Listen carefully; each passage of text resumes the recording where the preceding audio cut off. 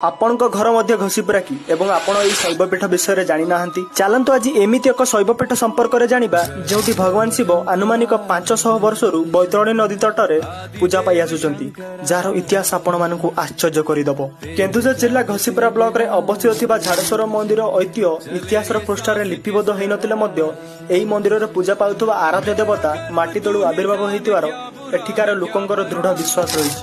ଶହ ଶହ ବର୍ଷ ପୂର୍ବେ ଏଠାରେ ଝାଡ଼ି ବୃକ୍ଷର ଘଞ୍ଚ ଜଙ୍ଗଲ ଥିଲା ଏବଂ ଏହି ଜଙ୍ଗଲରେ ସବୁଦିନ ଗାଈଟିଏ ଗୋଟିଏ ନିର୍ଦ୍ଦିଷ୍ଟ ଜାଗାରେ କ୍ଷୀର ଦେଉଥିବାର ଦେଖିବାକୁ ମିଳିଲା। ତାପରେ ଏହି କଥାଟି ରାଜା ଯେତେବେଳେ ଜାଣିବାକୁ ପାଇଲେ, ରାଜା ଆଶ୍ଚର୍ଯ୍ୟ ହୋଇ ଗାଈ କ୍ଷୀର ଦେଉଥିବାର ସେହି ନିର୍ଦ୍ଦିଷ୍ଟ ଜାଗାକୁ ଖୋଳିବାକୁ ପରାମର୍ଶ ଦେଲେ ଏବଂ ଭଗବାନ ଶିବ ମାଟି ତଳେ ବିରାଜମାନ ଥିବାର ପ୍ରମାଣ ମିଳିଲା। ଯେହେତୁ ପ୍ରଭୁ ଝାଡ଼ି ଜଙ୍ଗଲରୁ ଆବିର୍ଭାବ ହୋଇଥିଲେ, ସେଥିପାଇଁ ମନ୍ଦିରର ନାମ ଝାଡେଶ୍ୱର ରଖାଗଲା।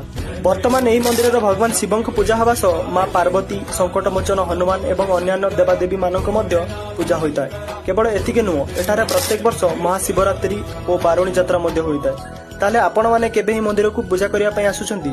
ଆଉ ହଁ ଆଜ୍ଞା, ଏହିଭଳି ଲୁଚି ଯାଇଥିବା ଐତିହାସିକ ତଥ୍ୟ ପାଇଁ ମୋତେ ଫଲୋ କରନ୍ତୁ ଏବଂ ଏହି ମନ୍ଦିର କୋଉ ରାଜା ନିର୍ମାଣ କରିଥିଲେ ଏହା ମଧ୍ୟ କମେଣ୍ଟ ମାଧ୍ୟମରେ ଜଣାନ୍ତୁ।